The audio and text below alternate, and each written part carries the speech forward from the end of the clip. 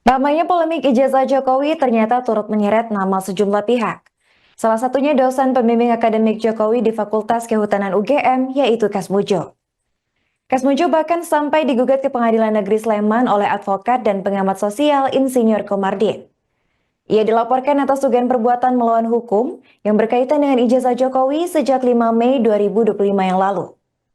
Kasmujo terseret dalam polemik tersebut setelah dirinya memberikan pernyataan soal keaslian status Jokowi sebagai lulusan Fakultas Kehutanan UGM.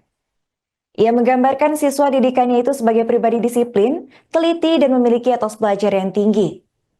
Sebagai dosen pembimbing, Kasmujo mengaku turut berpartisipasi dalam membentuk karakter disiplin pada diri Jokowi.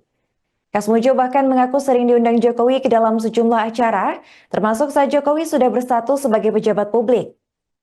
Kasmujo menyebut bahwa dirinya pernah diminta Jokowi untuk mendampingi saat Presiden ke-7 Republik Indonesia itu berkunjung ke UGM. Kedekatan tersebutlah yang kemudian menjadi bukti bahwa hubungan mereka tak hanya sekedar dosen dan mahasiswa, namun lebih dekat dan hangat daripada itu.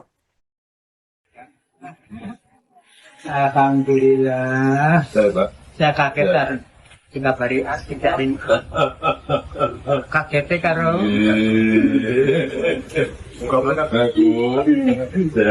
alhamdulillah. Tapi tempatnya Bapak juga cuma begini.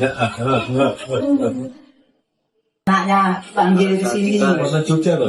Masih sedih. Masih dibantu. Dua-duanya? Enggak, kalau yang satu kita lihat. Yang satu bantu.